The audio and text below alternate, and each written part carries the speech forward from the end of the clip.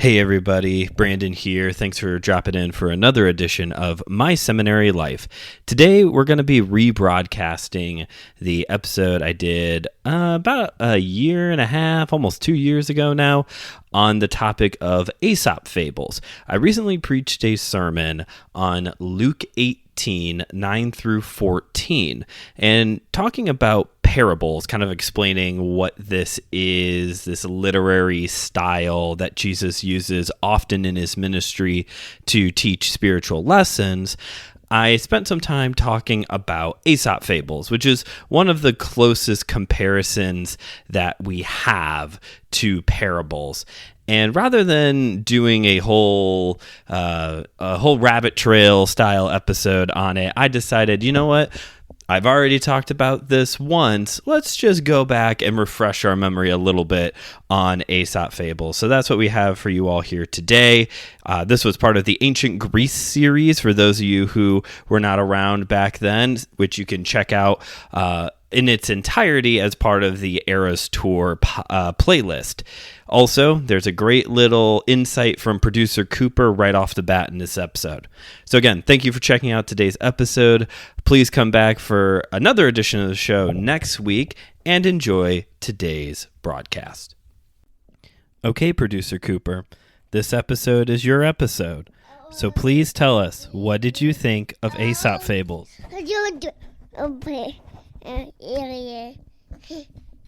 Okay, and what was your favorite one?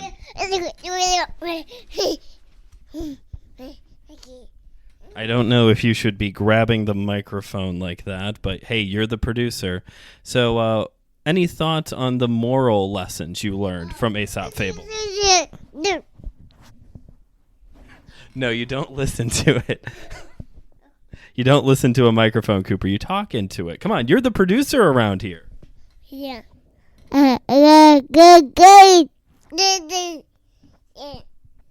Well, thank you for being on today's episode. Any last thoughts? All right. Well, at that note, let's get on with the show.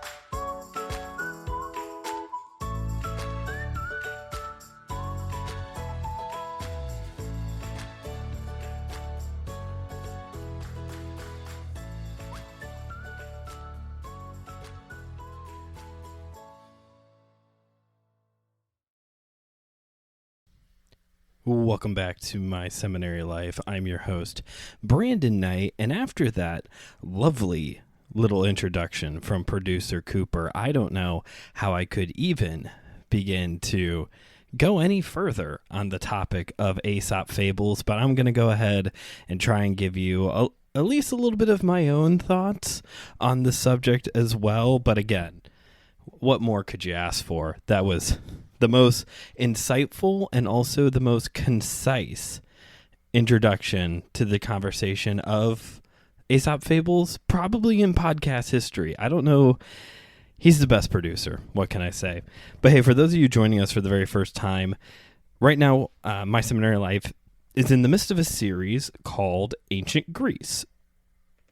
And in each episode, we're taking the time to look at topically how ancient Greece affected the context of the New Testament and our current context as well. Talked about a lot of different areas, philosophy, mythology, our obsession with Sparta. Right now, we're in a little two-parter here on the show. Last week, we had Christian humanist Joe Skibby here to talk about classical literature, humanism, and the Iliad and the Odyssey, talking about how humanism is not like equal to being an atheist, and better understanding what it means to be a humanist and how being a Christian humanist directly affects us as well, or how being a Christian affects being a humanist.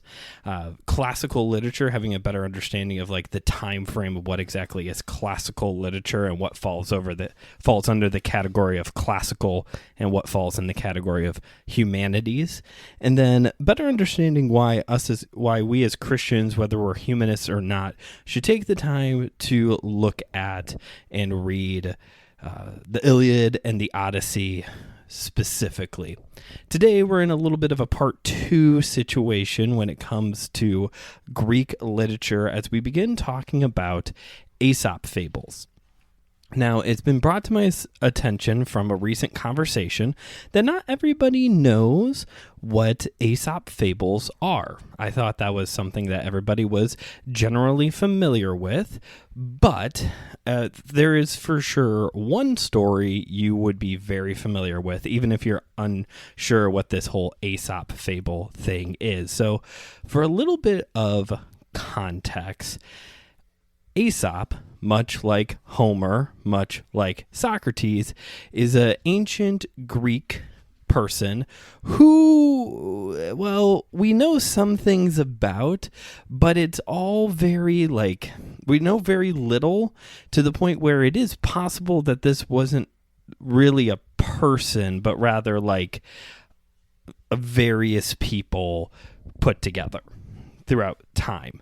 But from what little we know about Aesop actually comes from a play, a story that was written about a man named Aesop, is that he was a slave who collected and wrote short stories that all contain morals at the end of the stories. That's generally what we talk about when we're talking about Aesop Fables. These are short stories that have a moral at the end of them. They're morality plays in a way, but very short. And by very short, I mean incredibly short. You know, sometimes when you think short story, you think like what? Maybe a 10 to 12 page Turner, maybe a short novella with a few chapters. With Aesop Fables, we're talking like a paragraph, 3 paragraphs at the most. These are incredibly short stories that all have morals at the end of them. These aren't just like stories for the sake of stories to be told around the campfire, but they're teaching a lesson. And because of that, Aesop Fables have continued throughout the generations to be a teaching tool for children. This is why producer Cooper was involved in this episode and in this project. Literally, he was very much involved in this because, as new parents, producer Cooper is our first child after all.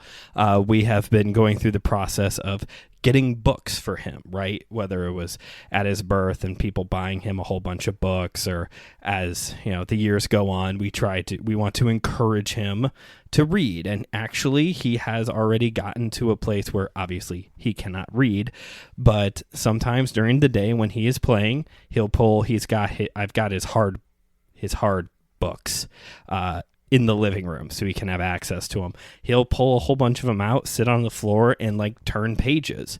He even knows what direction the book should be. He can tell from the pictures what is right side up. And he'll sit and he'll turn, or he'll pick one up and bring it to me, and I'll sit there and read him a book during the day. My wife Claire, she does bedtime routine, and she reads books to him every night before bed. And looking over the books, you want to make sure with a child that you have all the literary classics for a child, right? The Very Hungry Caterpillar, Cat in the Hat, 1,000 other Dr. Seuss books. These Where the Wild Things Are. You want these type of all-time classics. And looking over his books, I was going through his books one day, just kind of sorting through everything. I realized that he did not have any Aesop Fables. And like I said, there's at least one of these short stories that everybody is familiar with, and that is the story of the tortoise and the hare. This story where a tortoise and a hare are in a race, and the hare gets so far ahead, gets really cocky, takes a nap, but the nap is so long that the tortoise not only catches up, but passes and actually wins the race. And the moral is slow and steady wins the race. I cannot think about that story without picturing there's a Looney Tunes cartoon specifically where Bugs Bunny is the hare and there's a tortoise that he's racing. It's like, I have to think about that one. I always think about that whenever I talk about that story. So I was surveying producer Cooper's book collection, and I realized he didn't have any of these Aesop fables. And I knew that, one, I was going to be doing this ancient Greece series, and two, that these are like a teaching method that people use to build morality, teach ethics to children. So I went and I bought this really nice copy from Barnes & Noble. Yes, we still have a Barnes & Noble near us. Beautifully illustrated. He doesn't get to actually flip through this book. This is a gift. Actually, it's a gift from you all to him, because as you've been supporting the show, I was able to take the money that goes to this show to buy this book for him. So he says thank you to you all for supporting the show. By the way, shout out to Lori for supporting the show over at Buy Me a Coffee. We'll talk more about that here at the end of the episode. The money that you all have been giving to the show went to buy a book for the show, but also for my son. And this has been an interesting experience for us reading these stories to Cooper. Obviously, he's too young to really grasp the morals and what's going on in these stories. So in time, this won't be the one and only time I read this book to him, probably, and he may read it for himself here later on in life. But it's been an interesting exercise to go through this book and read over these stories. All of these stories, I mentioned the tortoise and the hare. Just about all of these stories involve anthropomorphic animals. These animals that are alive and talking to one another. And typically, I would say, to maybe oversimplify every Aesop fable, every story is some animal trying to dupe another animal, and that second animal going, "What do you think, I'm stupid?" That's basically what the majority of stories have been. And because of that, a lot of the morals come back to things that we as Christians would encourage to be taught to children and to our own children. Things like, do unto others as you would have done unto you. A lot of those type of stories end with some type of thinking about others, being considerate of others. A lot of the stories revolve around not getting too prideful over yourself, not thinking too highly of yourself, realizing being content is another one, realizing that you do have good things in your life and being content for what those things that you have. So these are a lot of good lessons that for us as Christians we would agree with, and is just proper ethics and morals to be taught to young children. And actually, it goes beyond just being beneficial to children. When I took Jeet Kune Do, which is a martial art, for those of you who may not know, I was in high school at the time when I was training in it, and it was actually the ministry of a local church in my neighborhood. My instructor would end every class by reading us one of these stories. And it was really fascinating seeing just this group of people from as young as 10 all the way to guys who were in their mid-20s, all sitting on the floor around our instructor as she read us these stories about animals interacting with each other. And she would get to the moral and, give her own little 2 cents on the moral and send us on our way. Because the martial arts are about more than, kicking and punching. It's about morals and character development as well. But anyway, this is a lifelong teaching tool that we have at our disposal because at some point in time, it was collected by one man or possibly a group of people who have been assimilated into one person who put these stories together, collected these stories as a way to teach morality, to teach morals to other people. And I think it's also worth mentioning that these stories from Aesop also continue a trend that we have seen time and time again throughout the story of ancient Greece of, yeah, these are great stories to teach morals to kids, but listener discretion is advised. There are graphic stories in here. There are stories of animals getting torn up, of violence, of animals eating other animals. Like, it's these hunters doing things like these can get rather graphic. So yeah, maybe not every single one is appropriate for a 5-year-old to hear, but it does continue this trend that we have seen of, things were different there in Greece. And, twice now we've keep coming back to the C.S. Lewis quote of modern snobbery or whatever, however the quote goes, of like, we shouldn't be too quick to judge how things were done in the past, acting like maybe we're more intellectual, more advanced and then the ancient cultures. But it is worth pointing out, like, yeah, these are really good for the most part. There is some graphicness here, and it really does show that, like, this ancient Greece was very different from our own time period. There were things that were just accepted as normal that nowadays doesn't even come close.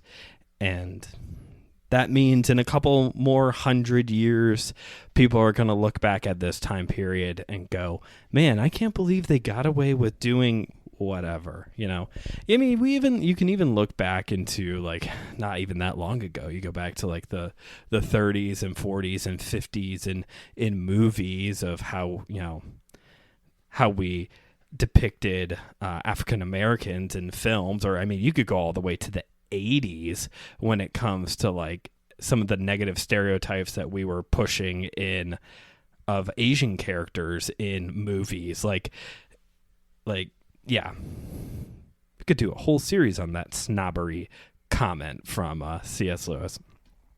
But anyway, yeah. So why take the time to talk about and read a bunch of Aesop fables? Well, it's good light reading, that's for certain. It's also just, like, as I keep coming back to, it is a good teaching tool. And it has been used throughout history as a way to teach things. So I would encourage you, if you've got kids or you work with kids, get some Aesop fables together. That might be a good way. I could definitely see how you could use some of these stories as, like, sermon teaching illustrations for children and probably adults as well. I have heard before, looking at the context of the New Testament, I think it was from R.C. Sproul, but don't quote me on that. I think it was R.C. Sproul who said that Aesop fables are about the closest thing, literary speaking wise, that we have to the parables of Jesus. So you could see a couple similarities right off the bat. The shortness aspect of it. Jesus has some very short parables, and even some of the longer ones are still pretty short stories. You think of, like, the prodigal son is probably, like, one of the longest parables that Jesus teaches, and it's still relatively short of a story. Not only do we have the brevity aspect of it, but all very relatable, at least to the original audience. The Aesop Fables talk about the gods and the hunters and the animals that they would be familiar with. Similarly with the parables of Jesus. Jesus was very keen on using agricultural related things that the original audience would be familiar with, and obviously references the currency that they use as well. The only major difference, and this is where it's close but not quite, is the fact that while Aesop Fables teach the morality lessons, there's obviously with the parables of Jesus a deeper spiritual meaning oftentimes. But much like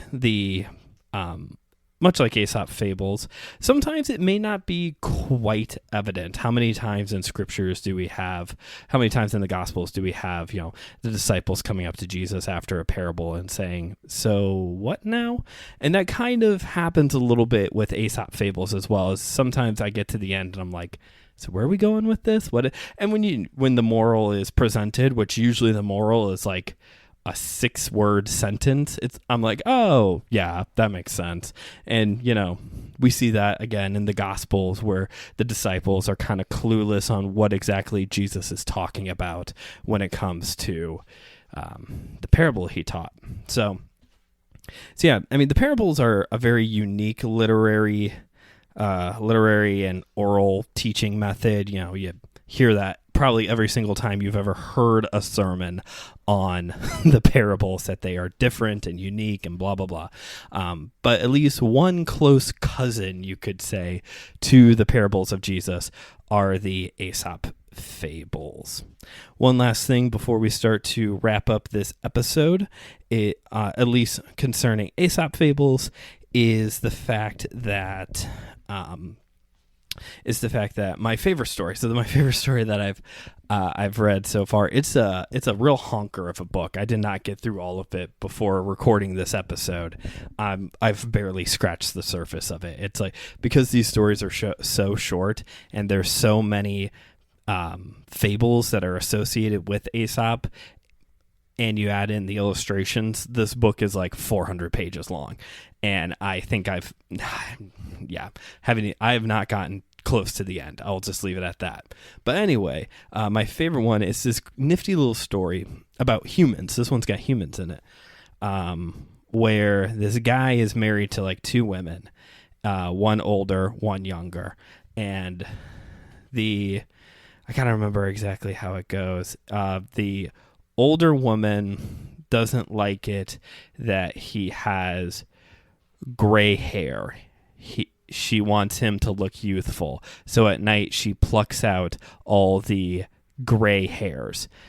While his other wife, who is younger, doesn't want him to look too young for fear of other people like wanting him. So she plucks out all the like darker hair that's still in his hair and at night, to the point where between the both of them, the guy ends up being bald because they've plucked out all of his hair, as they have both tried to make him look like what their ideal would be. And the moral is, you can't serve 2 masters, which is also a very good connection, a very close connection to what we have in Scripture. I believe it is in the Gospels where Jesus talks about directly, you can't serve 2 masters, you can't serve both God and money, just like having a heart divided, a kingdom divided against itself will not stand. Like, we see these things presented in Scripture time and time again about how, you can't be divided. You can't, split your devotion between 2 things, particularly if they demand that much out of you, and they are, they demand a lot out of you. And if there's kind of like an expectation of how you are to live and present yourself when you're associating with that group or person, whatever it may be. And And obviously, like, it's hard to give your whole heart to more than one thing when it comes to devotion. You think also another teaching of Jesus is the whole, you put your hands to the plow and you push and you don't look back, because then the plow gets all wonky and doesn't like plow straight forward. Yeah, comes up a lot in the Gospels of in the scriptures of, yeah, can't stand divided, can you? So that is it when it comes to Aesop Fables. Kind of a short one, especially compared to the last couple of episodes, but the last few have had guests on them, so it makes sense that we're back to a real short, where are we at right now? 20 something minutes. How about a real quick culturally relevant and my life segment before we get out of here then? So for the culturally relevant conversation, it's October now. Happy spooky month to you. For those of you who are dropping in for the first time and don't know, I am one of those horrible, rotten Christians who loves Halloween. I love spooky things. I really do. And because of that, I would like to recommend a podcast to you all. It just recently started, so this is like the best time to jump in on a new show. Yep. It's called Be Afraid. It's from Christianity Today. I believe it's the same production company that did the critically acclaimed The Rise and Fall of Mars Hill Church podcast. This show is hosted by a professor from Fuller Seminary. I cannot think of the man's name right off the top of my head at the moment, but he is in his area of expertise is in theology and pop culture, the intersection of theology and pop culture, which reminds me, also here on the AMP network, you should listen to Systematic Ecology. You're listening to My Seminary Life. That's what I was about ready to say first, but you should listen to Systematic Ecology, Faith and Pop Culture. Anyway, so on this show, Be Afraid, this is a show about exploring fear. It's about exploring fear, and it is everything I have been looking for. I've been looking for a podcast like this. I've been thinking about starting a show like this I'm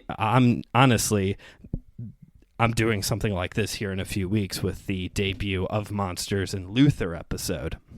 But in each episode of Be Afraid, he's exploring the concept of fear through the lens of horror films and explicit passages of scripture, and it has been so good so far.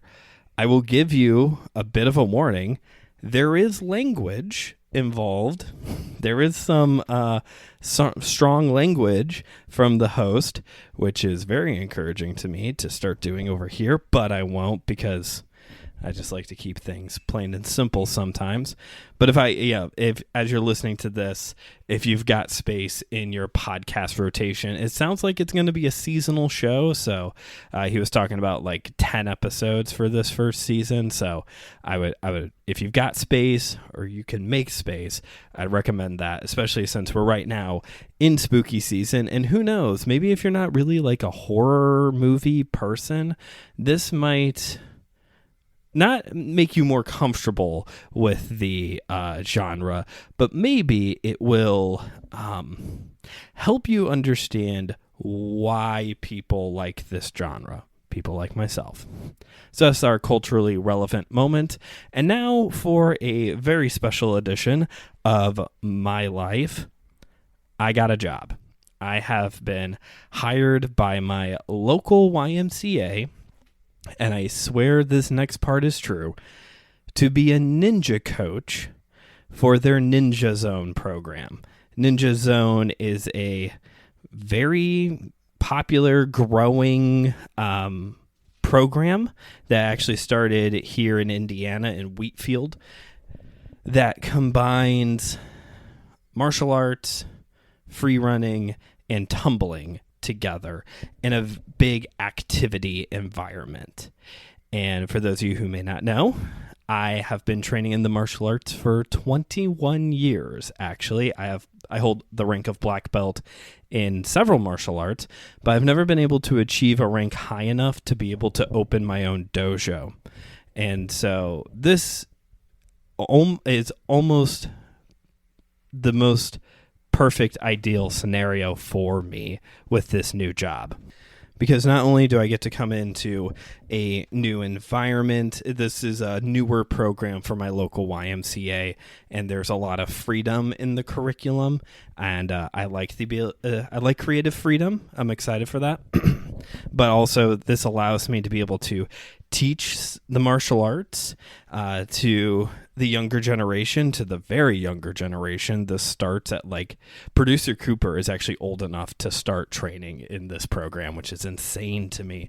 But also just to it's a few hours a week, every week. The pay is good. There's a lot of YMCA benefits that come with this. This is a growing community, like I said. So there's all these opportunities for growth and advancement. They hold a Ninja Con every year, which is, again, super comic booky, right? That sounds like something out of a comic book. And, I get to kind of make some kids' dreams come true, because very few kids grow up not wanting to be a ninja at some point. Most children at some point is tying something around their head, like a headband or a t-shirt or something, to try and do the mask thing. And you get grab a plastic sword and start swinging it around. I get to help make that happen for some kids, and that's exciting. So I'm excited for this. I would appreciate prayer for those of you who are longtime followers of the show. I'm asking you all actually to pray, because whether it's a good change or a bad change, I have a hard time adjusting when there is change. I was excited to get the job, but I was also depressed the entire day when I got the job offer. I want this job, but it's just my body does not adjust well to big changes. So I'd appreciate prayer for that. Also, just as a heads up, the last time there was a big change in my life was a year ago with the birth of producer Cooper. The problem that eventually occurred is that we had to make a major pivot. Some of you may recall started missing episodes that did the State of the Podcast Address episode. Had to make some changes, had to make some pivots, and it worked. I'm just letting you all know now, this is going to fall under that category of this is going to be a big shift for the show. I don't know right now what's going to happen, but last time I tried to plow forward and it didn't work. So there may come a time where I have to say, hey, because of this new job, the show is going on hiatus briefly, just so that way I can kind of figure some things out. I promise my seminary life, the absolute worst case scenario is that my seminary life is going away. I don't want that to happen. I think there's still a lot of things that my seminary life needs to address and accomplish, and I know that because I have a whole list of things that I still want to do here on the show. So I'm not trying to scare anybody into thinking the show is going to go away. That's not the case. A brief hiatus so that way I can kind of catch my breath, that is possible. Thankfully, going to start recording episodes for the next series, Dialogues, here pretty soon, so that might help as well. But we'll see. We pivoted once, we can pivot again. So, and that's it for my life. So let's go ahead and start wrapping this episode up. Thank you all for listening. If you haven't yet already, please rate and review the show wherever you get your podcasts, and consider sharing this episode with a friend who you think could maybe get something out of it. MSL is part of AMP. I think I mentioned that already. You can check out a whole bunch of other great shows here on the network. You can help support the show over at buymeacoffee.com/MSLpod. You can make a one-time donation, or you can support the show on one of our support tiers. Everybody who supports the show at $9 a month gets a shout out here on the show. So shout out to you, Lori, for supporting the show. I think I've missed a couple shout outs, which is why I went ahead and shouted your name out twice in this episode. So there you go. I am very thankful for you and for your support. It's just that I'm forgetful. That's why you didn't get your last few. Yes. Thank you for your patience with me. And I think that's it. Please head into the description of this episode to find links for all of the important stuff. So follow the YouTube channel. I think that's it. Next week on the show, Lord willing, I guess I'll just start saying that as I transition into this new job sphere. Lord willing, next week here on the show, I've been putting this one off. It's been on the books the whole time, but we're going to talk politics. We're going to get a little political on next week's episode, looking at the ancient Greece with their politics, the proto-America, proto-democracy thing. That's what we're doing next time. But as always, this is Brandon and producer Cooper signing off, reminding you as always...